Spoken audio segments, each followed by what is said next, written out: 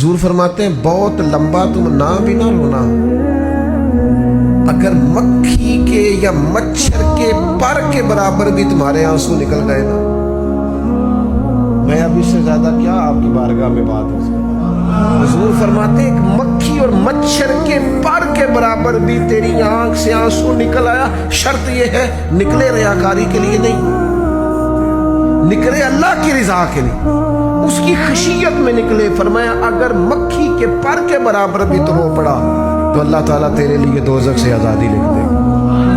اور نبی پاک صلی اللہ تعالیٰ علیہ وسلم نے بیان فرمایا ہے، حضور فرماتے جو اللہ کے خوف سے رو پڑے نا، جس طرح بھینس بکری گائے کے تھنوں سے نکلا ہوا دودھ دوبارہ تھنوں میں نہیں نہ جاتا، اسی طرح جو رب کی یاد میں رو پڑے وہ دوزخ میں نہیں جاتا۔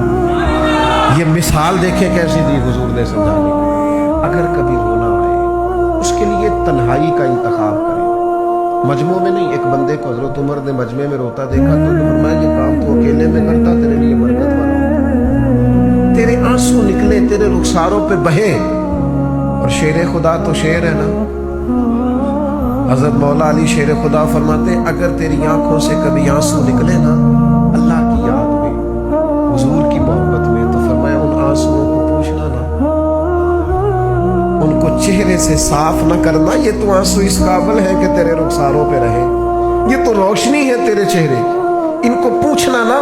حضرت علی رضی اللہ تعالیٰ عنہ نصیحت کرتے ہیں انہیں رہنے دے، یہ آنسو بڑا قیمتی ہے، یہ نکلا تیری آنکھ سے ہے پر کسی کا ہو کے نکلا ہے، نکلا تیری آنکھ سے ہے پر کسی کے لیے نکلا، نکلا تیری آنکھ سے ہے پر اس نے تجھے بتایا ہے کہ تیرے وجود میں، تیری دھڑکنوں میں، تیرے جذبات میں کسی اور کا بھی حصہ ہے۔ یہ رب رسول کی رضا کے لیے چھلکا ہے۔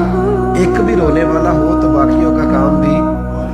سنو نا حدیث ہے مہدی شریف، حضرت حیثم بن مالک رضی اللہ تعالیٰ عنہ فرماتے ہیں نبی پاک علیہ السلام خطبہ دے رہے تھے، تقریر فرما رہے تھے، حضور کی باتیں دلوں کے میل کچیل اتارتی چلی جا رہی۔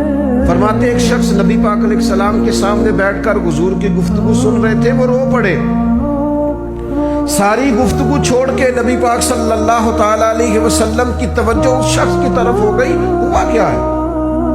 وہ تقریر سنتے، بات سنتے بس رو پڑے۔ تو نبی پاک علیہ السلام فرمانے لگے آج اگر وہ سارے مومن بھی یہاں موجود ہوتے جن کے گناہ پہاڑوں کے برابر وزنی ہوتے تو اس ایک بندے کے رونے کی وجہ سے اللہ سب کی بخشش فرما دیتا۔ اور نبی پاک علیہ السلام فرمانے لگے یہ رویا ہے تو اس کے رونے پر فرشتے بھی روئے ہیں، اور فرشتے دعا کر رہے ہیں کہ اے اللہ یہ جو نہیں روتے نا ان کے حق میں ان کی سفارش قبول کر لے جو تیری بارگاہ میں روتے ہیں، جو تیرے حضور عرض گزار ہوتے ان کی سفارش قبول کر لے، ان کے حق میں قبول کر لے۔